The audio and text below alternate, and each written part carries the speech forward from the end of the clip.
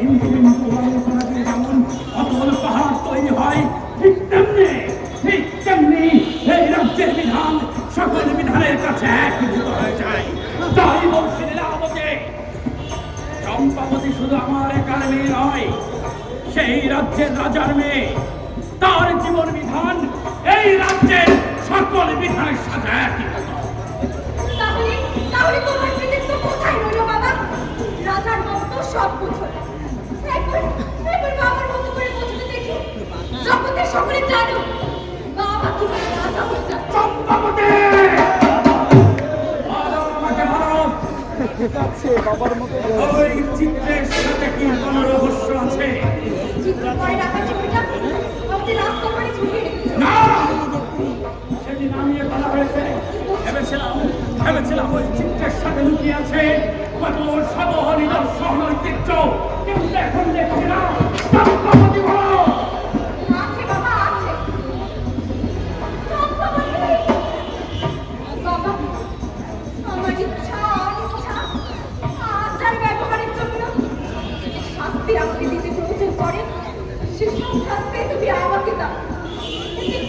এতে মায়ের কোনো দোষ নেই। এই মুহূর্তে আমি রাজার সাথে যে সকল কথা বলতে চলেছি তা আমার গর্ভবতী মায়ের কাছে অজানা। যেহেতু তুমি রাজা, তাই বাবাকে দাও। রাজাকে বলছি শুনুন, চিত্রকরে আঁকা ছবিটাতে যাকে তোমরা দেখছো, সে বাচ্চা সেকেন্ডারের ছেলে কাজী। কাজটা আমার ভাষা। আমি কাজীরে আমার প্রতি জ্ঞানে বড় সত্যি কথা। পাগলের প্রাণ কিভাবে বন্ধ করতে হয় তাই রাজা মুকুটটাই খুব ভালো জানে। কিন্তু তুমি আসলে এত কথা মুক্তির অন্বেষণে যে তুমি খাতা ছেড়ে পাঠিয়েছে, সে মুক্তি আর কখনো খাতায় ফিরবে না।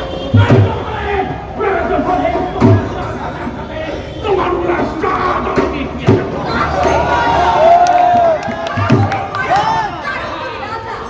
রাজার শক্তিশালী শাসনতন্ত্র একজনকে নিমেষে ধ্বংস করে দিতে পারে, কিন্তু তুমি আসলে এত রাজা হত্যাকাণ্ডের শাস্তি দিতে হয়, তা থেকে পরিকল্পনাভাবে রাগ করতেও।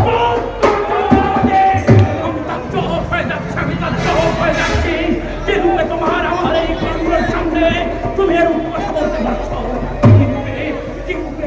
তোমার এই গর্ভধারী মায়ের সামনে এমন অপমান করতে পারছো। গত রাতের ওই অলঙ্কার ঝড়ের থেকে তোমার কথা বেশি সময় লীলাবতী, অসম্ভব ধৈর্যের বাদ মানের কথা।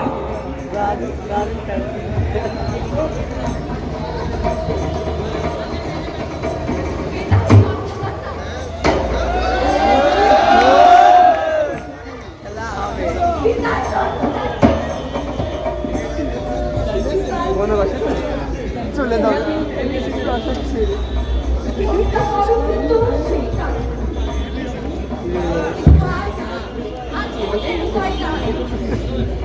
তোমাদের সাথে সবটা কিছুটা দুঃখ তো রয়ে গেল।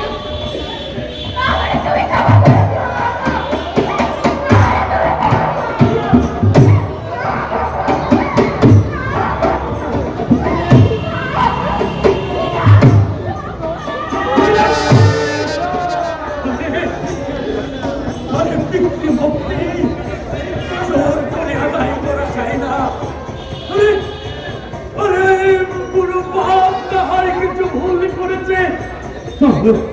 তাই বলে তুই মেয়ে হয়ে